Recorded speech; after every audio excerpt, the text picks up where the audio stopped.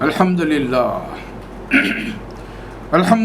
رب العالمین، الصلاۃ والسلام علی رسولہ الامین وآلہ واصحابہ اجمعین والعاقبۃ للمتقین۔ محترم خواتین و حضرات، السلام علیکم ورحمۃ اللہ وبرکاتہ۔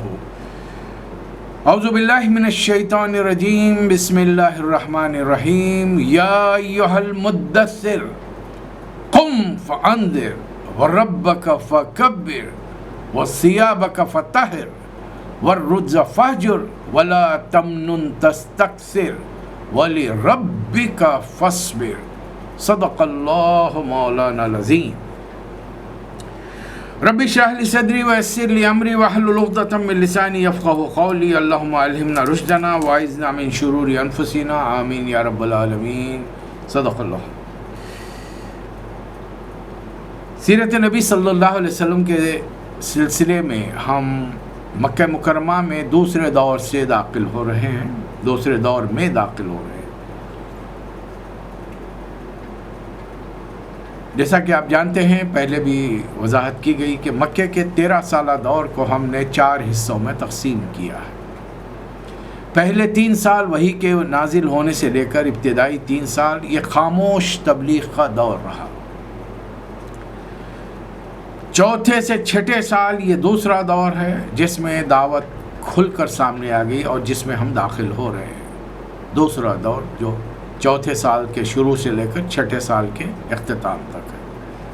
تیسرا دور 7ویں سال کے شروع سے لے کر 10ویں سال تک ہے، اور چوتھا دور 11ویں سال کے شروع سے لے کر ہجرت تک 13ویں سال کے بعد کچھ مہینوں کے اندر نبی کریم صلی اللہ علیہ وسلم ہجرت کریں گے۔ یہ جملہ 13 سال اور کچھ مہینے ہیں جن میں اللہ تعالیٰ نے جو سورہ نبی کریم صلی اللہ علیہ وسلم پر نازل فرمائے ان پر گفتگو چل رہی ہے کہ اس دور کے نزولی ترتیب کے اعتبار سے سوروں میں کیا مفاہیم اور کیا مضامین بیان کیے گئے،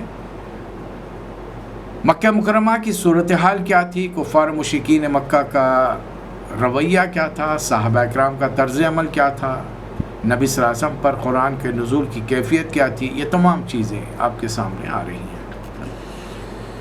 چوتھا سال شروع ہوا، 3 سال کے اختتام پر آپ نے دیکھا کہ تقریباً 120 سے 30 افراد خاموش تبلیغ کے ذریعے دائرہ اسلام میں داخل ہو گئے، اور تقریباً ہم نے 24 سوروں کو اس دور میں لیا، ان کی اس وضاحت کے ساتھ کہ ان 24 سوروں میں کسی قسم کا کوئی ایسا واقعہ نہیں جس سے یہ معلوم ہو کہ مکے کے مشرکین میں اور ایمان لانے والوں کے بیچ میں کوئی تنازع ہوا ہے، کوئی جھڑپ ہوئی ہے، کوئی بات چیت میں تکرار ہوئی ہے، ابھی تک کسی کو پتہ نہیں چلا ہے۔ البتہ لوگ اپنی جگہ پر تھوڑا پریشانیوں میں ہے کہ ان کے گھر والے 1 یا 2 فرد، ان کی زندگیاں ایک دم خاموشی سناٹا چھا گیا ہے۔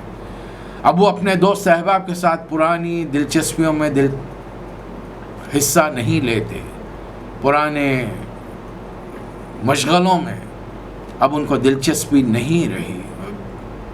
اب گھر والے سوچ رہے ہیں پتہ نہیں کیا ہو گیا ہے نوجوان کو، یہ کیفیت یہ ہے۔ اور ان 130 کے قریب افراد میں سے بڑی مشکل سے 10 یا 15 ایسے ہوں گے جو کنیز اور غلام ہیں، حضرت بلال، حضرت ذوالنیرہ، یا پھر بہت ہی کسی کے تحت دبے ہوئے موالی ہیں، حضرت قباب بن ارط، حضرت عبداللہ بن مسعود وغیرہ وغیرہ۔ البتہ 115 اور 20 کے درمیان یہ صحابہ وہ ہیں جو اچھے کھاتے پیتے گھرانوں کے ہیں، اور مزے کی بات یہ ہے کہ تقریباً بڑی تعداد نوجوانوں پر مشتمل ہے، عمر 20 اور 30 سال کے درمیان۔ میں اپنے سننے والوں سے جن میں مسقط کی سرزمین پر ایک بڑی تعداد نوجوانوں ہی کی پائی جاتی ہے، میں بڑے ادب سے ان سے درخواست کرتا ہوں کہ شاید اللہ تعالیٰ نے آپ کو اس کام کے لیے چنا ہے، توجہ سے سیرت کو سنیے، قرآن کے پیغام کو، اس کے معنی مفاہیم کو ایک طالب علم کی زبان سے سنیے، شاید آپ کے دل میں کوئی جوش جذبہ انگڑائی لے اور پھر آپ آگے نکل جائیں، تو ہم دور کھڑے ہوئے پیچھے آپ کو دیکھتے رہیں گے، آپ منزلیں طے کرتے ہوئے اللہ کے رسول کا انتہائی قرب حاصل کر لیں گے دنیا اور آخرت میں بھی۔ یہ تو جذبوں پر ہے۔ اور ایک بات میں بار بار دہراتے رہتا ہوں کہ اللہ تعالیٰ ہر انسان کی زندگی میں ایک موقع اسے ضرور عطا کرتا ہے، اور وہ اس کی زندگی کا ٹرننگ پوائنٹ ثابت ہوتا ہے۔ اب وہاں ٹھہر کر انسان کو غور کرنا ہے، اب مجھے دو میں سے کون سا راستہ اختیار کرنا ہے، وہ جو میں نے اب قرآن اور سیرت کو سن کر جو سمجھ میں آیا ہے وہ راستہ، یا پھر پرانی زندگی کی وہی ڈگر وہی راستہ اسی پر چلے جا رہے ہیں۔ اب یہ فیصلہ کرنا انسان کے اپنے اختیار میں ہے، یہی اختیار کے لیے دنیا میں بھیجا گیا ہے، اور اسی لیے اللہ نے قرآن میں فرمایا فَأَلْهَمَهَا فُجُورَهَا وَتَقْوَاهَا۔ تو آئیے چوتھے سال کے واقعات شروع کرتے ہیں سلسلہ، اور چوتھے سال کے شروع میں نے سورہ المدثر کی ابتدائی 7 آیات دی ہیں، صرف 7 آیات۔ بقایا حصہ بھی نہیں، سورہ بڑا ہے، تقریباً 56 آیتیں ہیں، تو صرف 7 آیتیں، یعنی 49 آیتیں بعد میں اتریں گی۔ اب وہ کب اتریں گی آپ اس کا جائزہ لیں گے، اور اس کے لیے میں آپ کو مختصر دلیلیں اپنی جو طالب علم کی حیثیت سے میں نے جمع کی ہیں وہ آپ کے سامنے پیش کروں گا۔ لیکن پھر ایک بار ایک گزارش کے ساتھ کہ یہ کسی سے مقابلہ نہیں ہے، نہ کسی کو نیچا دکھانا، کسی کی بات کو غلط ثابت کرنا ہے۔ آج کے دور کے نوجوانوں کو، نئی نسل کو جو انگریزی میڈیم کی تعلیم یافتہ ہے اور پھر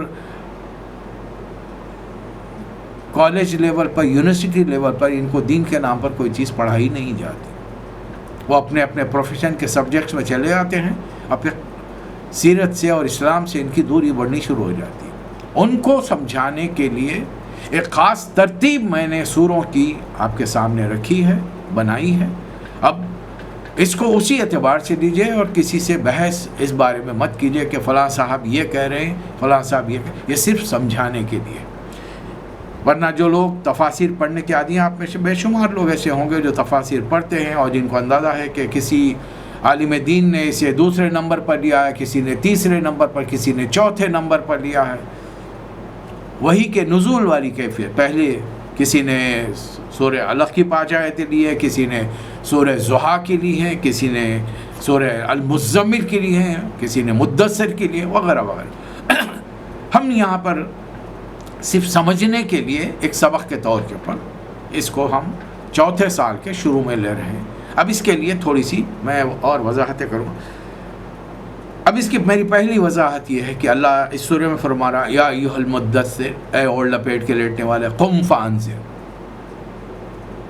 کھڑے رہ جائیے، خبردار کیجیے۔ اگر یہ دوسری تیسری وہی ہوتی تو نبی صلی اللہ علیہ وسلم کے لیے ضروری تھا کہ آپ سیدھا پہاڑ پر چڑھ جاتے اور پوری قوم کو جمع کرتے، پیغام دے دیتے۔ جبکہ تمام سیرت نگار اس بات پر متفق ہے کہ شروع کے 3 سال خاموش تبلیغ رہی۔ دیکھیے اٹھنے کا کیا مطلب ہے۔ ایک اٹھنا تو سورہ المزمل میں بیان کیا گیا، قم اللیل الا قلیلا، قم، کھڑے رہیے، لیکن یہاں پر کیا کہا جا رہا ہے، قم فانذر، ڈرائیے، خبردار کیجئے لوگوں کو، جھنجھوڑیے انہیں۔ اب یہاں سے اصل دعوت میدان میں آ رہی ہے۔ اب تک خاموش تبلیغ ہوئی، جس کا نتیجہ مل گیا، 120-30 افراد مل گئے۔ اب اس کے لیے اللہ تعالیٰ نے شروع میں جو 7 آیتیں سورہ مدثر کی اس میں فرما رہا ہے اپنے رب کو بڑا کیجئے۔ کیا رب بڑا نہیں ہے؟ ہم جو کہتے ہیں اللہ اکبر، تو واقعی اللہ بڑا ہے؟ کہاں بڑا ہے؟ خود اللہ اپنے گھر میں بڑا نہیں تھا رسول اللہ صلی اللہ علیہ وسلم کے زمانے میں۔ اللہ کے گھر میں لوگوں نے 360 بتوں کو لا کر اپنے ہاتھ کی بنائی ہوئی مورتیوں کو وہاں لا کر رکھا تھا، اور اپنی تمام آرزویں، تمنائیں، خواہشات، دعائیں، درخواستیں سب ان کے سامنے پیش کرتے تھے۔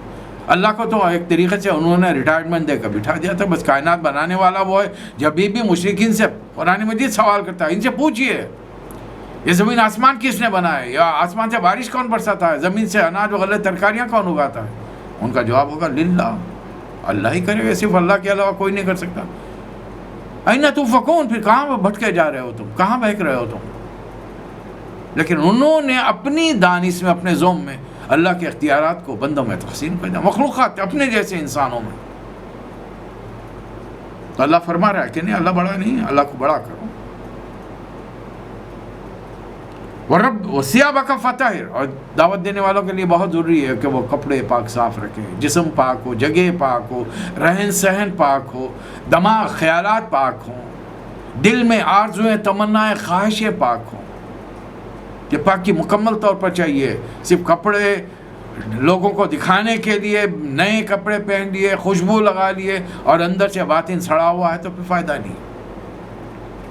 گندے خیالات دماغ و ذہن و دل کے اندر ہو تو پھر فائدہ نہیں. وَالرُّجَّ فَاهْجُرْ، گندگی سے دور رہیں. وَلَا تَمْنُنْ تَسْتَكْثِرْ، اور کسی کے ساتھ حسن سلوک کرے تو اس لیے نہیں کہ بیڑ ڈالیں گے، اولا نکال لیں گے، چھوٹی چیز دیں گے، بڑی چیز لے لیں گے. وَلِرَبِّكَ فَاصْبِرْ، اور یہ کام اللہ کے راستے میں ایسا ہے جس پر صبر کی سب سے زیادہ ضرورت ہے، اور اسی لیے اللہ تعالیٰ نے صبر کرنے والوں کے بارے فرمایا ان اللہ مع الصابرین. 7 آیتیں اتر گئی. اب کیا نبی کریم صلی اللہ علیہ وسلم سیدھا پہاڑی پر چڑھ گئے اور آپ نے قوم کو خطاب کیا، خطبہ دیا، اللہ کا پیغام پہنچا؟ نہیں. تبلیغ کا ایک خاص طریقہ ہے جو میں نے سیرت سے سیکھا ہے، سیرت میں پڑھا ہے میں نے. آج کل ہمارے بہت سارے دیندار جب جوش میں آ جاتے ہیں، کسی مصیبت کا شکار ہوتے ہیں، کوئی پریشانی میں مبتلا ہو جاتے ہیں، تو کہیں جا کر دینداری کی محفل میں بیٹھتے ہیں، اور اس کے بعد میں پھر جب کچھ بات سمجھ میں آتی ہے تو اپنے جوش میں وہ نکل کر غیروں کو دین سکھانے نکل جاتے ہیں، جبکہ رسول اللہ صلی اللہ علیہ وسلم کے لیے اللہ تعالیٰ نے طریقہ کار کچھ اور مرتب فرمایا تھا. اب وہ طریقہ کار کیا ہے؟ قُوْ أَنفُسَكُمْ وَأَهْلِيكُمْ نَارًا. انسان سے اللہ کا مطالبہ ہے کہ وہ سب سے پہلے اپنے آپ کو اور اپنے اہل و عیال کو دوزخ کی آگ سے بچائے. اور یہ تو آج دنیا داری میں آپ کو نظر آتا ہے. جو لوگ ہوائی سفر کرتے ہیں تو آپ کو وہاں پر جو ایئر ہوسٹس تعلیمات دیتی ہے پلین کے فلائٹ کے شروع ہونے سے پہلے، اس میں کیا کہا جاتا ہے کہ وہ جو سیٹ بیلٹ ہے پہلے آپ اپنا باندھ لیجئے، بعد میں دوسروں کی خدمت کیجئے. آپ پہلے اپنے آپ کو محفوظ کر لیجئے، پھر اس کے بعد میں دوسرے. یہی چیز قرآن کہہ رہا ہے، قُوْ أَنفُسَكُمْ وَأَهْلِيكُمْ نَارًا. اب جب میں نے اپنے آپ کو بچانے کی کوشش کی تو پھر بچنے کے بعد میں کس کی مدد پہلے کروں گا؟ اگر میں بیچلر ہوں تو میرے ماں باپ بہن بھائی میرے لیے اہمیت رکھتے ہیں. اگر میں شادی شدہ ہوں تو میرے بیوی بچے میرے لیے اہمیت رکھتے ہیں. آپ کے لیے بھی سبھی کا یہی حال ہے. تو اللہ فرما رہا اپنے. اب اس کی دلیل کیا ہے؟ دلیل رسول اللہ صلی اللہ علیہ وسلم کی حدیث مبارکہ ہے. اے صفیہ میری پھوپھی، اے عباس میرے چچا، اے فاطمہ بنت محمد، دنیا میں مجھ سے جو چاہیے مانگ لو، شاید میں دے دوں. آخرت میں اللہ کی پکڑ سے تمہیں صرف تمہارے اعمال بچا سکتے ہیں.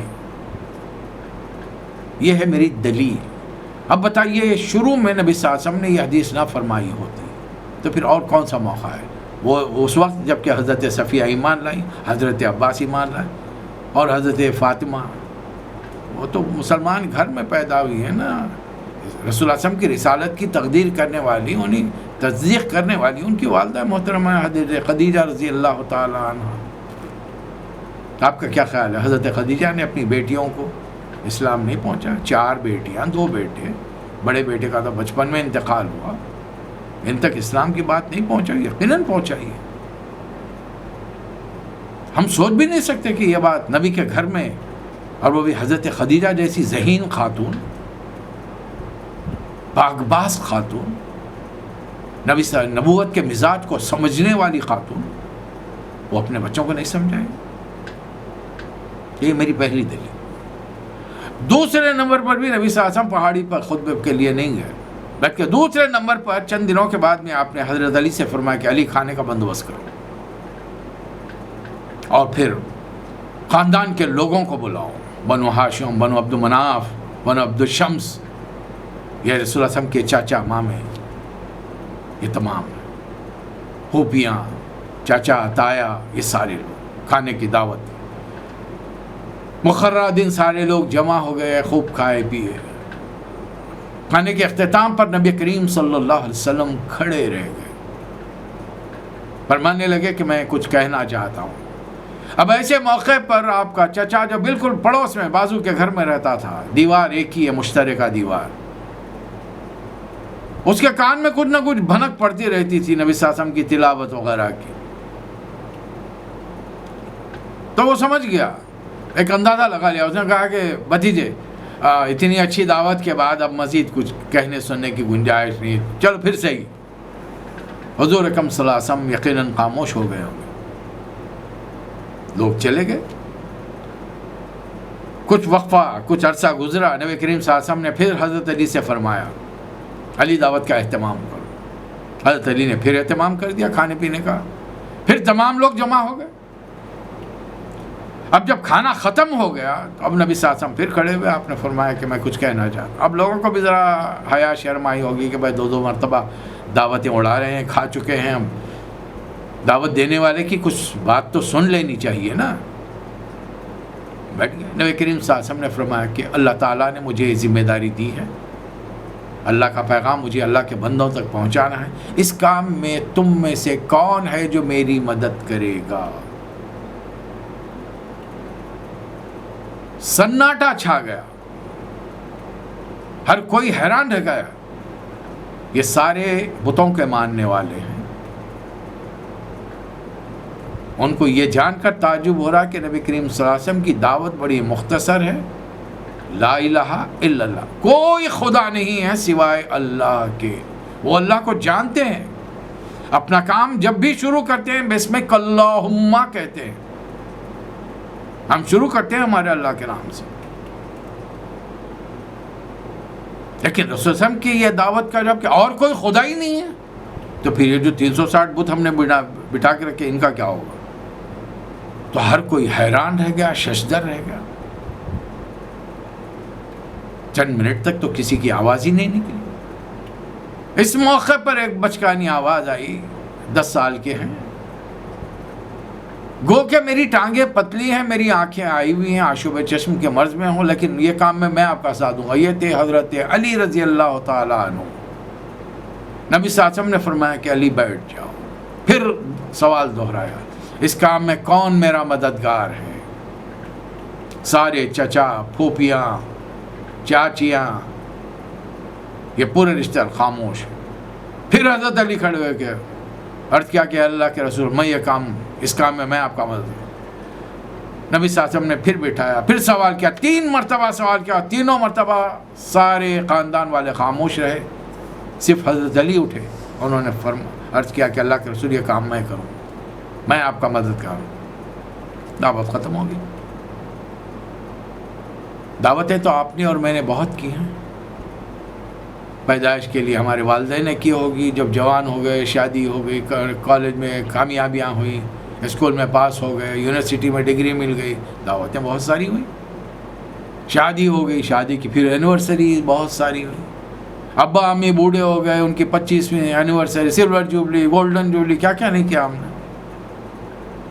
چلیے ایک آدھ دعوت ہم بھی کر لے کے دیکھتے ہیں اللہ کے رسول کے طریقے کے مطابق۔ چلیے رمضان تو گزر گیا، دور دوری سے مسئلہ ہو گیا، بقرعید آ رہی ہے، عیدیں تو آتی ہیں نا، اور ضروری نہیں کوئی عید ہی آئے، عید تو اچھا ہے کہ تقریب کچھ تو بہر ملاقات چاہیے، اس موقع پہ بلا لیجیے، ذبح بھی ہوتا ہے، گوشت بھی رہتا ہے، تقسیم کرنے کے بجائے ان تمام لوگوں کو بلا لیجیے، غریبوں کا حصہ انہیں دیجیے، اپنا اور رشتہ داروں کے حصے میں بنائیے کھانا پینا اور سب کو دعوت دیجیے، اسلام کے لیے، اسلام کی تھوڑی سی ایک مختصر 10-15 منٹ کی تقریر تیار کیجیے، اسلام کا پیغام رکھ دیجیے، رسول اللہ صلی اللہ علیہ وسلم کے نقش قدم پر بھی آپ چلیں گے، ایک دینی فریضہ بھی انجام ہو جائے گا، اللہ کے یہاں حجت بھی قائم ہو جائے گی کہ میں اپنے خاندان والوں تک بات پہنچائے، سلیقے سے، تان تشنی نہیں اس کے اندر، لوگوں پر ٹانٹ نہیں ہوگی، تم یہ کر رہے ہو کہ اسلام کی دعوت پازیٹیو ہے۔ 360 بت بیٹھے، رسول اللہ صلی اللہ علیہ وسلم کو ان کے بتوں پہ اعتراض نہیں ہے، رسول اللہ صلی اللہ علیہ وسلم نے کسی بت کا نام ہی نہیں لیا ہے، خداؤں کا نام ہی نہیں لیا ہے. فرمایا قولوا لا الہ الا اللہ تفلحوا. دعوت ہمیشہ مثبت انداز میں دیجیے.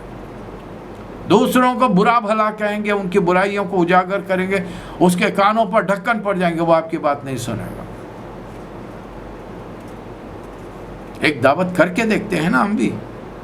چلیے تیسرا اسٹیج اب آ رہا ہے، اور دوسرے اسٹیج کے لیے اللہ تعالیٰ نے کیا حکم دیا تھا؟ وانذر عشیرتک الاقربین. یہ قرآن سے ہے اور سیرت سے ثابت ہو رہا ہے کہ نبی صلی اللہ علیہ وسلم نے 2 مرتبہ اپنے رشتہ داروں کی دعوت کی. اب دعوت کا تیسرا اسٹیج، پیغام پہنچانے کا تیسرا اسٹیج، تیسرا مرحلہ قرآن میں فَاصْدَعْ بِمَا تُؤْمَرُ وَأَعْرِضْ عَنِ الْمُشْرِكِينَ. ڈنکے کی چوٹ پر جو پیغام آپ کو دیا گیا ہے وہ پہنچا دیا. اور اس کے ساتھ ساتھ سورہ المدثر کی آیت قم فانذر، کھڑے رہ جائیے، ڈرائیے. نبی صلی اللہ علیہ وسلم ایک دن صبح صفا کی پہاڑی پر چڑھ گئے. عربوں کا طریقہ تھا کہ کوئی خطرہ، کوئی دشمن کی فوج، کوئی ڈاکہ وغیرہ پڑنے کا کچا اندیشہ ہو تو ایک آدمی پہاڑی پر چڑھ جاتا، اپنے کپڑوں کو پھاڑ لیتا، اپنے آپ کو زخمی کر لیتا اور زور سے آواز لگاتا. یہ ہوتا تھا اس زمانے کا نیکڈ وارنر، اریاں خبردار کرنے والا. نبی صلی اللہ علیہ وسلم نے طریقہ تو برقرار رکھا آواز دینے کا، یا صباح، صبح کا خطرہ، لیکن وہ جہالت کی رسمیں چھوڑ دی کہ کپڑے پھاڑ لیے، منہ نوش لیا، یہ تمام چیزیں چھوڑ. اللہ تعالیٰ نے آپ کی آواز ہر گھر تک پہنچا دی. اب یہ آواز سننے کے بعد میں صبح کا خطرہ، ہر آدمی خود دوڑا آیا یا پھر اپنے گھر کے کسی ذمہ دار کو بھیج دیا، بھائی جاؤ جا کے دیکھ کر آؤ کیا ہو رہا ہے. سمجھدار آدمی کو بھیجا. ذری دیر میں پوری قوم جمع ہو گئی. کانوں کو آواز بھلی دکھی، جانی پہچانی دکھی. دیکھیے یہ رسول اللہ صلی اللہ علیہ وسلم کی عمر مبارکہ 44واں سال ہے. اب 18 سال کی عمر سے اگر آپ تجارت کرنا آپ نے شروع کیا ہوگا، 20 سال کی عمر سے شروع ہوگا، تو تقریباً آپ 23 سال سے تجارت کر کے مکے میں ایک اچھی پوزیشن بنا چکے اپنی. لوگوں کے نظروں میں آپ کا مقام ہے، وقار ہے، احترام ہے، تعظیم ہے، آپ کے فیصلوں کو مانا جاتا ہے. اور دنیا والے، عرب کی سرزمین والے آپ سے خوش ہیں. غریبوں، مسکینوں، بیواؤں، مسافروں کی مدد کرتے ہیں، تواضع کرتے ہیں، خدمت کرتے ہیں ان کی. تو یہ جانی پہچانی آواز، وہ ان کو دیکھ کر تو اور بڑی حیرانی ہوگی کہ کیا بات ہے کہ آج ہمارے درمیان جو شخص صادق اور امین مشہور ہے، آج اس نے ہم کو بلایا ہے. خطرہ ہے تو کیا خطرہ ہے؟ جب لوگ جمع ہو گئے تو حضور اکرم صلی اللہ علیہ وسلم نے ان سے خطاب کیا. فرمایا لوگو، اگر میں تم سے کہوں کہ میں جس پہاڑی پہ کھڑا ہوں، تم تو ایک جانب اور میں دونوں جانب اوپر کھڑے کر ادھر آگے اور پیچھے دیکھ سکتا. اگر میں تم سے کہوں کہ اس پہاڑی کے پیچھے دشمن کی فوج ہے جو تم پر حملہ کرنے والی ہے، تو کیا خیال ہے تمہارا؟ لوگوں نے کہا کہ مانیں گے، آپ کی بات کو مانا جائے گا، اس سے کہ آج تک آپ سے جھوٹ کا کبھی اتفاق نہیں ہوا. یہ ہے معاملہ دین اور دنیا کا فرق. اللہ تعالیٰ دنیا والوں کو بتانا چاہتا ہے کہ میرا بندہ جب دنیا کی ایک بات کہہ کے تم سے تصدیق چاہتا ہے تو تم آنکھ بند کر اس کی بات کی تصدیق کرتے ہو. حالانکہ دشمن نہیں ہے وہاں پر، دشمن کی فوج نہیں ہے، لیکن تم میرا بندہ اگر کہہ رہا تو تم اس کو اتنا سچا سمجھتے ہو کہ اس کی بات مان رہے. اور وہی بندہ جب دین کی بات کرتا ہے، اللہ کی بات کرتا ہے، تم اس کی تکذیب کر دیتے ہو، جھٹلانے کے لیے تیار ہو جاتے ہو. نبی صلی اللہ علیہ وسلم نے فرمانا شروع کیا، ایک بڑے دن کے عذاب سے میں تمہیں ڈراتا ہوں. ظاہر ہے یہ تعلیمات ان کے آباء و اجداد کو صدیوں پہلے حضرت ابراہیم اور اسماعیل علیہ السلام نے دی تھی. حضرت اسماعیل علیہ السلام کے بعد عرب کی سرزمین حجاز پر کوئی نبی نہیں آیا، کوئی نبی نہیں آیا. جتنے انبیاء آئے وہ سارے بنی اسرائیل میں آئے. ہاں، بنی اسرائیل سے پہلے اگر اس علاقے میں کوئی آئے ہوں گے تو آئے ہوں گے، واللہ اعلم، واللہ اعلم، ہم نہیں جانتے. اس لیے کہ رسول اللہ صلی اللہ علیہ وسلم کے لیے جب ابراہیم اور اسماعیل علیہ السلام نے دعا فرمائی کہ ربنا وبعث فیہم رسولا منہم یتلو علیہم آیاتک ویعلمہم الکتاب والحکمہ ویزکیہم، اللہ تعالیٰ نے ہزاروں سال بعد یہ دعا قبول فرمائی۔ البتہ بغیر دعا مانگے کہ حضرت ابراہیم علیہ السلام کے دوسرے بیٹے اسحاق علیہ السلام کو پیغمبر، ان کے بیٹے یعقوب علیہ السلام کو پیغمبر، ان کے بیٹے یوسف علیہ السلام کو پیغمبر، اور بلا مبالغہ اس سلسلے میں 20 پیغمبر نازل فرمائے، مبعوث فرمائے، اور اس پیغمبر کے سلسلے کی بنی اسرائیل کی آخری کڑی حضرت عیسیٰ علیہ السلام، جن کی کتاب میں، موسیٰ علیہ السلام کی کتاب میں نبی کریم صلی اللہ علیہ وسلم کے بارے میں بڑی واضح پیشین گوئیاں ہیں۔